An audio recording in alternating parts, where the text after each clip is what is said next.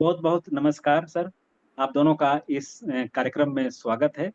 व्यंग यात्रा यूट्यूब मासिकी के कार्यक्रम में। अ, सितंबर माह है और सितंबर में हम सभी जानते हैं कि हिंदी दिवस, हिंदी पखवाड़े का आयोजन होता है। पहला पखवाड़ा, दूसरा पखवाड़ा सरकारी कार्यालयों में हिंदी को लेकर, राजभाषा को लेकर बहुत सारे आयोजन होते हैं और हिंदी भाषी, अहिंदी भाषी दोनों क्षेत्रों के लोग अ, भाग लेते हैं। और इसमें जो हमने आज़ादी का अमृत महोत्सव मनाया पिछले वर्ष और आज़ादी के इतने वर्षों बाद भी हिंदी दिवस मनाने की आवश्यकता पड़ रही है और अ, हिंदी में काम-काज तो शुरू हुआ है, लेकिन जिस हद तक होना चाहिए था, जितनी अपेक्षा थी, उतनी नहीं हुई है। तो इस तरह की जो विसंगतियाँ हैं, चाहे साहित्य को लेकर हो या सामाजिक परिवेश को लेकर हो या बोलचाल की भाषा को लेकर हो, ए सोशल मीडिया को लेकर हो, आजकल डिजिटल इंडिया का दौर चल रहा है। ऐसे में भी हिंदी को लेकर कई लोग शिकायत करते हैं कि हिंदी बिगड़ रही है, बोलचाल की भाषा को साहित्य की भाषा बनाई जा रही है। तो इन सब विसंगतियों को लेकर आज हम चर्चा करेंगे। हमारे साथ जुड़े हुए हैं वरिष्ठ पत्रकार, प्रख्यात पत्रकार और हिंदी सेवी और भारतीय भाषाओं के संवर्धन के बहुत बड़े पैरोकार रहे हैं सर, आदरणीय राहुल देव जी, आपका बहुत-बहुत स्वागत है सर। आप नए लोगों को भी प्रेरित करते हैं, नए लोगों को बहुत धैर्यपूर्वक सुनते भी हैं और सामाजिक, राजनीतिक और साथ में साहित्यिक जो वातावरण है, देश का परिवेश है, उस पर आपकी पैनी निगाह होती है।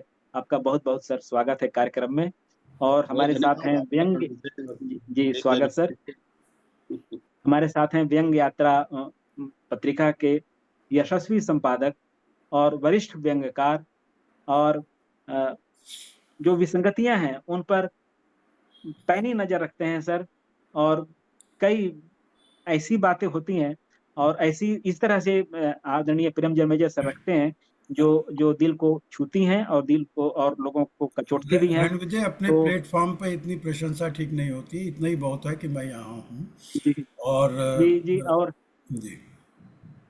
जो तो इस तरह से जो सवाल हैं, हिंदी के प्रचार-प्रसार को लेकर और साहित्य की भाषा को लेकर, व्यंग्य को लेकर और विसंगतियों को लेकर।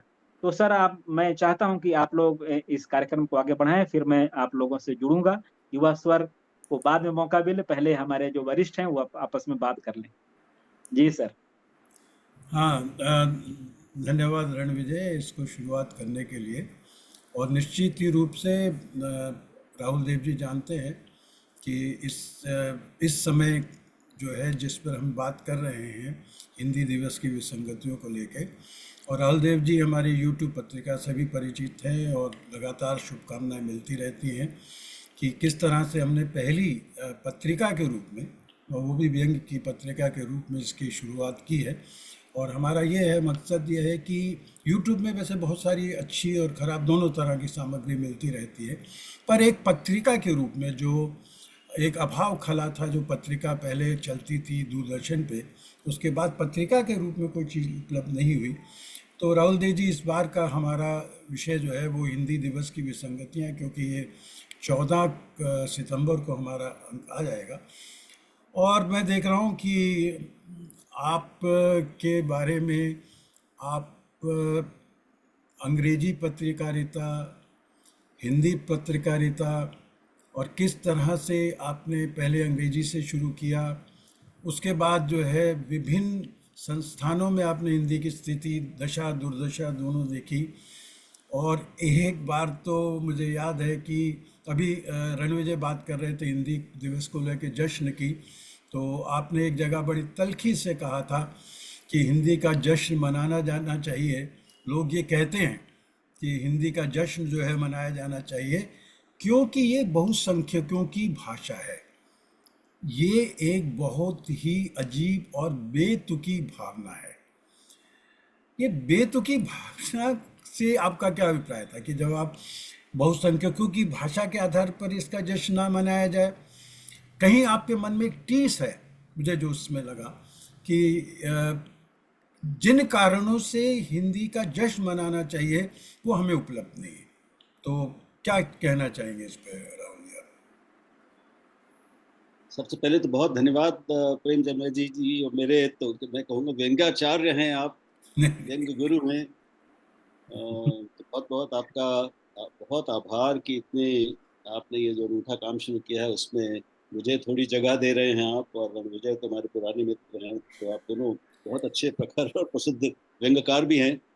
तो आपके साथ बात करके खूब मजा आ रहा है। मैं तो व्यंग का व्यक्ति नहीं हूँ, जानते हैं आप कभी कभी, लेकिन विसंगतियां आजकल इतनी हैं कि विसंगतियों को देखते देखते कभी कभी मन में व्यंग भाव आ जाता है। तो मुझे आप जिस वाक्य का उल्लेख कर रहे हैं वो मुझे तो ठीक ठीक याद नहीं है कि क्या प्रसंग था। और मैंने ये से कहीं कार्यक्रम था जिसमें आपने शायद भाषाओं पे कार्यक्रम था, वहां पे आपने ये बात कही थी, ये तो शायद नहीं हो सकता है। जी जी। मेरी मेरी तो स्मरण शक्ति इतनी विलक्षण है कि आप कल्पना नहीं कर सकते, तो मुझे तो 2 दिन पहले की बात नहीं याद रहती। तो इस विषय पर मैंने तब किस क्या सोचकर क्या कहा था, किन शब्दों का इस्तेमाल किया था और पूर्ण बातचीत का संदर्भ क्या था, वो मेरे लिए जरा याद करना भी कठिन है, क्योंकि वो मुझे याद नहीं आ रहा। और एक वाक्य को एक पूरे संदर्भ के बिना मैं समझता हूँ कि शायद आप भी नहीं देखना चाहेंगे। तो देखना पड़ेगा कि पूरा संदर्भ उस समय क्या था। तो आज आज के हम आपके इस प्रश्न के संदर्भ पे बात कर लेंगे, हाँ नहीं, मैं वो तो ज्यादा सिर्फ ये जानना चाहूंगा कि क्या ये जश्न का समय है कि नहीं है हिंदी दिवस के नाम पे, आप इस पे नहीं, बात। बिल्कुल नहीं, बिल्कुल नहीं। हिंदी के लिए जश्न का न तो समय तब था, ना उससे 20-25 साल पहले था, 50 साल पहले था, ना अब है। और मुझे अभी निकट भविष्य में उसकी संभावना भी दिखती नहीं। 14 सितंबर और पूरा हम उसको हिंदी दिवस, राजभाषा दिवस, राजभाषा सप्ताह, राजभाषा पखवाड़ा, राजभाषा माह, ये 4 रूपों में जो मनाते हैं, अलग अलग सरकारी संस्थान ही मनाते हैं और केवल हिंदी की संस्थाएं मनाती हैं। सरकारी संस्थान इसलिए मनाते हैं कि वो एक संवैधानिक दायित्व है। जी हिंदी संस्थाएं इसलिए मनाती हैं क्योंकि वो हिंदी से जुड़ा हुआ सीधा सीधा सवाल है, और हिंदी ही इस देश की प्रथम राजभाषा है। जी। तो उसी के साथ उसी संविधान ने अंग्रेजी को भी एसोसिएट लैंग्वेज के रूप में भी राजभाषा बनाया हुआ है। तो हिंदी अकेली नहीं वहां बैठी इस सिंहासन पर। अब हिंदी की स्थिति क्या है उस पर तो अनंत चर्चा की जा सकती है, हुई ही है पिछले कई दशकों में। हर बार हर साल ये प्रसंग आता है, ये महीना आता है और ये चर्चाएं शुरू हो जाती हैं कि कई जगह वाह हिंदी होती है, कई जगह हाय हिंदी होती है।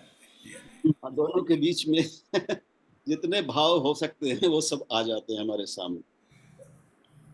इसी में तो हाँ, मैं थोड़ा सा आपको मतलब आपकी व्यंग प्रतिभा की तरफ ले जाता हूँ, किस तरह से आप विसंगतियों पर बात करते हैं। मुझे ध्यान आ रहा है कि कभी आपने कुछ कुलीन आधुनिक लोगों के लिए ये कहा था कि वो लोग बड़े गर्व से कहते हैं कि उनकी हिंदी अच्छी नहीं है। खराब हिंदी के लिए वो एक तरह से अपने आप को गौरवान्वित महसूस करते हैं। और तब आपने एक प्रसिद्ध कवि गणपति चंद्र भंडारी की कोई व्यंग कविता भी उद्धृत की थी, और जिसमें आपने बताया था कि किस तरह की विसंगतियाँ आ रही हैं। कविता की कुछ पंक्तियाँ मैं आपके सामने दे रहा हूँ। जाहन जी, बुल जहान बुल जब गए देश से छोड़ गए औलाद, जाते जाते नेताओं से कर गए ये फरियाद, छोड़े जाता हूँ भारत में निज अंग्रेजी नर्स, मेरे मुन्नों को पालेगी रहने दो कुछ वर्ष।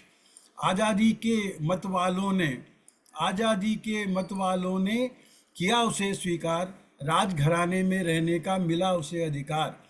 बड़ी घाक थी बुढ़िया ये, ऐसी माया फैलाई, माँ हमको आया दिखती माई, स्नेहमयी माँ हिंदी ने जब बच्चों को पुचकारा, मान पराई उसे लाडले लालों ने दुत्कारा, लिपट रहे हैं उसी नर्स से, कहते हैं मत जाओ, तुम ही हमारी मम्मी हो, बस तुम ही हमें दुलराओ। तो ये जो आपने हाँ, इसका उदाहरण दिया था, तो मुझे आपके लगता है कि कहीं आपके अंदर एक विसंगति पीड़ा है कि अभी भी हम औपनिवेशिक समय में जी रहे हैं। अभी भी हम वो जो नस है जो उसको मैया कह रहे हैं। तो ये एक विसंगति मुझे वो लगता है कि अभी भी वो कहीं ना कहीं आपके मन में एक सच्चा हिंदी प्रेमी जो हो सकता है, जो हिंदी का विकास चाहता है, तभी आप कहते हैं, जब मैंने वो उसकी बात की, जश्न की बात कही, कि आप हिंदी जो माँ के रूप में भाषा हमारे सामने आ रही थी, वो माँ नहीं है। जैसे आपको बताऊं, ट्रिनिडाड में भी जब था, मैंने वहाँ जाके कहा उन लोगों से, रवि जी थे वहाँ पर, तो उन्होंने कहा कि मैं यहाँ पढ़ाने आया हूँ Hindi as a foreign language. तो मैंने एक वहाँ पे हिंदी दिवस पे सवाल किया, हाउ इट केम कि your the foreign language has become your mother tongue and your mother tongue has become foreign language, आपकी मातृभाषा। तो उन्होंने एक बहुत अच्छी बात कही थी, we have lost the touch उस भाषा से। तो अब स्थितियां वही आ रही हैं कि धीरे धीरे जो हमारी नई पीढ़ी आ रही है, कहीं वो भाषा से, मातृभाषा जो हमारी भाषा है उससे कहीं वो जो है टच जो है उसका खत्म तो नहीं हो जाएगा? क्या लगता है आपको? जी, आपने दरअसल इस पूरे संकट का जो मर्म है उस पर उंगली रख दी है। तो मैं वर्षों से एक बात कह रहा हूँ। पहली बात ये कि हिंदी मेरी प्रथम भाषा है, जी। वो मेरी मातृभाषा नहीं है। जी। जैसे आपकी भी मातृभाषा मैं समझता हूँ शायद हिंदी नहीं। नहीं। नहीं। जी। मुझे, मैं आपको बताऊं कि करीब 10, 11, 12 साल पहले ही अचानक एक दिन ये एहसास हुआ कि मेरी मातृभाषा तो हिंदी नहीं है, जो मैं अब तक समझता रहा हूँ और कहता रहा हूँ। तो मेरी पूरी पहचान हिंदी वाले की है, लेकिन दरअसल मेरी मातृभाषा पंजाबी है।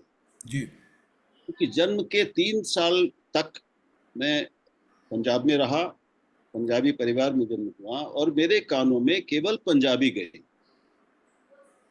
फिर वहां से पंजाब से आना हो गया, फिर हम लखनऊ चले आए, पूरा परिवार आ गया। तो उसके बाद से मैं हिंदी के वातावरण में पला हूँ और हिंदी मेरी पूरी तरह परिवार भाषा और परिवेश भाषा बनी रही।